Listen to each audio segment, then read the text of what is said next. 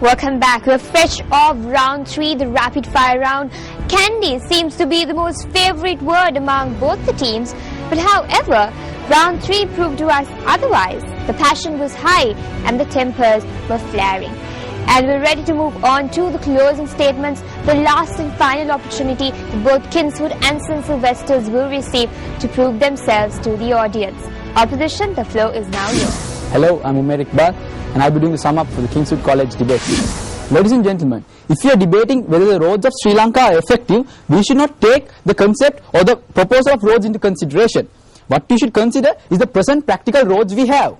In the same way, if we are debating about the effectiveness of the provincial councils, we should consider the effectiveness of the provincial council we see, not the paperwork or the constitution. Now, coming back to the utopian theoretical argument of the proposition, ladies and gentlemen, in theory, even Hitler's Nazism theory might be perfect, but when it was put into practice, the problems flowed in. Same thing here, ladies and gentlemen. If the theory is effective, it will have come into practice after all these years since its inception in 1987. And the proposition, they never spoke of the devolution of power anywhere. They were just harping on system. Ladies and gentlemen, and my dear friends, we never argued that the provincial council system is effective or not. What we are saying is the devolution of power from the center in Sri Lanka to the provincial councils is not an effective system because the real decision-making power stands with the center only. The government dictates the terms and the provincial councils are mere puppets. Now, allow me to sum up. Our first speaker brought out the historic event in 1987 where Sri Lanka implemented provincial councils as its solution for the devolution of power from the central government. The power which was never devoluted to the provincial councils in reality. In fact, the provincial councils became an enhancement of the centre's power. My first and second speaker also explained with examples the three main factors which hinders the devolution of power in the provincial council. Number one being financial dependency, political manipulation and constitutional contradictions. Therefore, ladies and gentlemen, throughout the course of this debate, we have clearly proven with examples, with clear-cut facts, with statistics that the provincial council system is not an effective method of devolution of power from the centre in Sri Lanka. Thank you. Hi, I'm Rijaz Rafi from St. Sylvester's College, Kandy. I will be making the closing statement on behalf of Sylvesters, hoping for a good debate. The opposition are not ready to move out of their perception, but we are not ready to move out of the topic. Whenever there is an effectiveness, two things should be considered, my dear brothers and the audience: system and the person or the body who is in practicing in that system. If the fault is with the practice of the system, it is not to be fault with the system. System is 100% effective. Best example that you all brought out is that Environmental Act. The Environmental Act was brought in by the provincial councils, but was not in practice.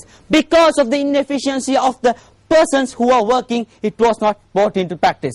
But if the system says you cannot implement this in this system, means that is the ineffectiveness of the system. Wherever there is a necessity for improvement, as all systems need with time and situation. With time, but we cannot improve a system in a short time period, a period of 30 years. It is not that we have a history of more than 2,000 years.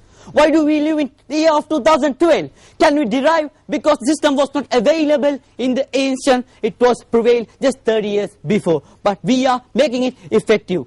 But again, I would like to clarify this. It is the problem is with the person who is practicing, but not the system. The two topics that we have made is one, the opposition, they have failed to understand that the practice is the part of the people, but the proper procedure is to be followed by the other.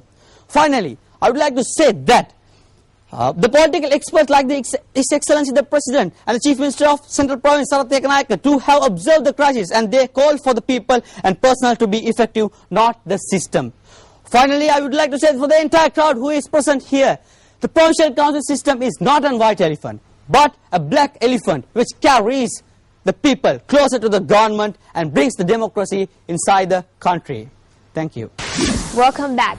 We did have the amazing opportunity of watching two of the most competitive and strong teams, both from Kandy, battling out each other on an intellectual platform.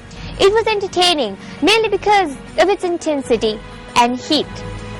The final decision is in the hands of the judges. But before we move on to the decision of the judges, we're ready to listen to what they have to say about the performance so far. And starting off with Mr. Asanka Abegunasekara, what are your thoughts about the debate today, sir? So I think it's excellent, first of all, excellent program that you're having here. I congratulate you to have something like this.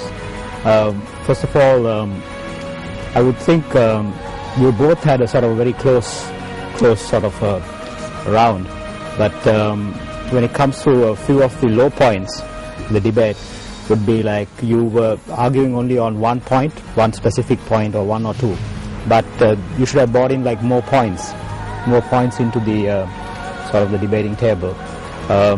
Some of you were very strong and very sort of specific, which I really sort of admired, and those are the high points of the debate. So I think both sides did quite really well, but you should have had more points, and some of them were repetitive, and there was repetition of like the environment factor that you sort of, there was repetition in it, but that was quite good. I mean, both sides were pretty good. The gentleman from the audience in St. Sylvester said the point of debate is to talk about issues in a respectful way. And I think both sides and all the participants were extremely respectful and well spoken. I think it was a tough wicket for St. Sylvester's because there are so many examples of the provincial council not being that effective. And they managed to catch you on that once at Kingswood. They managed to catch you because I think you only really prepared one example, the environmental example, thoroughly. But I think still on the core of the argument, whether the provincial council is a system and people as separate things, or whether it's a system that includes the people, I think you made a compelling point. I think Kingswood made a compelling point that the provincial council is also the implementation. Like I said, it's a tough wicket for St. Sylvester's, and you did a very good job, especially in your questioning. It was very aggressive, and you guys had to struggle. So I thought it was a good match overall. At this particular stage, I think we all know that you guys are all great debaters, which is why you have made it this far. But it's the quarterfinals. Next time it's going to be the semifinals, and we're looking for you all to improve even further, right? And I don't really think, I don't want to be too negative, but honestly speaking, I don't think either one of the teams really met that challenge fully today. I was a little bit disappointed because I have the benefit of having seen you before, and I think some of you debated better in previous rounds than you did this time, and I'm not sure why. Maybe it was the topic or the new format, I'm not sure, but or maybe it was a lack of preparation. As the other judges said, I think there were lots more things that you could have used in your arguments for this particular topic than you all did. So I just want to give 1 point to each team for whoever moves on. For this particular team, I think it was the questioning. I can't remember which round, either the second or the third round. The point of questioning is to get more information from your opponent, right? So not giving that person an opportunity to speak and starting questioning just for the sake of questioning is not very useful in this kind of a debate, right? So make sure your questioning is useful for the entire debate as a whole. And for this particular side, we mentioned about, you brought one example or so, and when you were asked about a solution, if you're opposing a certain system, you might not have to argue out fully an alternative solution, but you have to at least know about some options. You can't just say, oh, that's not the debate, I don't want to talk about it. Right? So you might not have to go into great detail about it, but you should at least have some idea of what other possible alternatives are, because it looks like you don't know if you say that's not the debate and I don't want to get into it, So just think about those points as you move forward. Like I said, you all are great debaters. We just want you to move a step further. You're going to be in the semifinals next, so make sure you put in a little bit more preparation. To me, this was the first competition that I attended, and I think that both the teams performed well. But as the judges were saying, I think that the content of the debate was not sufficient, and both the teams could have done more research into the topic. The judges mentioned that it was indeed an extremely close debate, and to find out which of the two teams will proceed forward towards the grand finale, join us after this commercial break.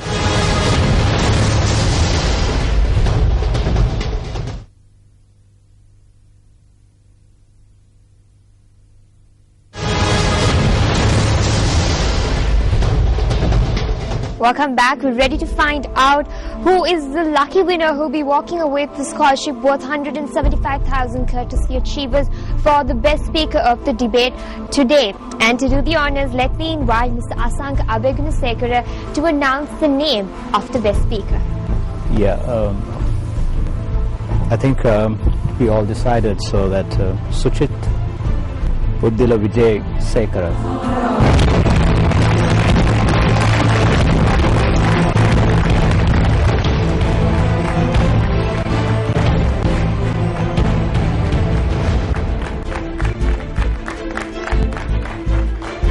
And congratulations, Sachit. Thank you very much. And how many times have you won this particular award? This is my third time. That's a big achievement. I know it. And the debate today was extremely intense. It was quality debate. How important is it for you all to proceed on to the grand finale? Actually, it is pretty important for us. We came so far with my team. Once we failed, but we did not let down our hopes. We kept our confidence, and we moved on to the quarterfinals. And we are surely, we are definitely going for the semi-finals. We are hoping. Yes. If I was to ask you, what do you think were the weaknesses of your team today, if there were any?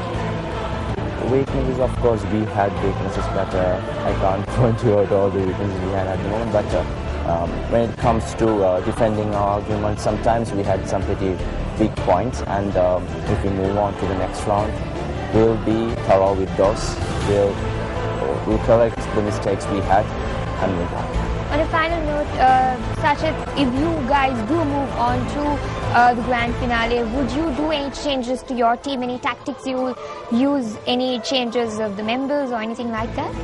Changes in the sense, yeah, of course we would be using some tactics.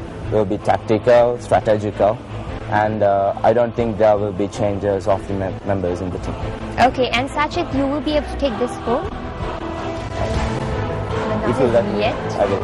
I would not, since you have a very important task to do. Are you nervous? Pretty much, yes. You may open it.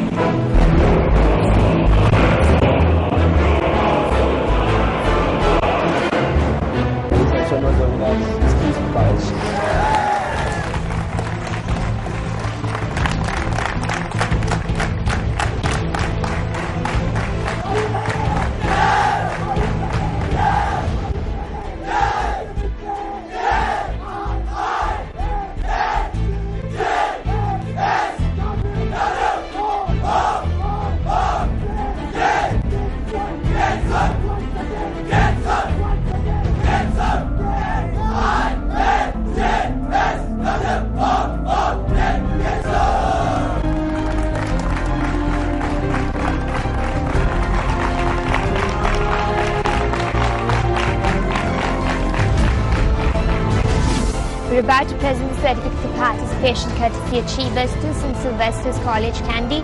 And to present the certificates, let me now invite Mr. Indu Sambalji.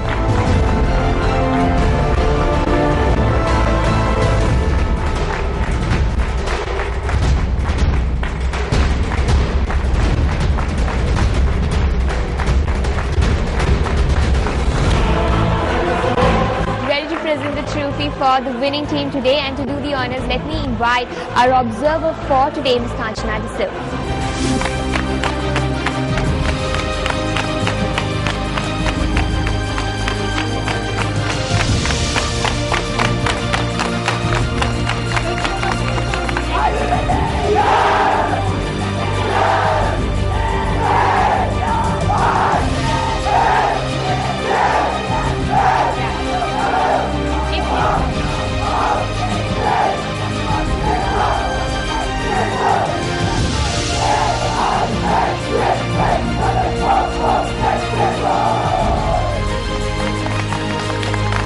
Thanks for joining in. Tune in next week for another round of exciting and intense debate. Good night.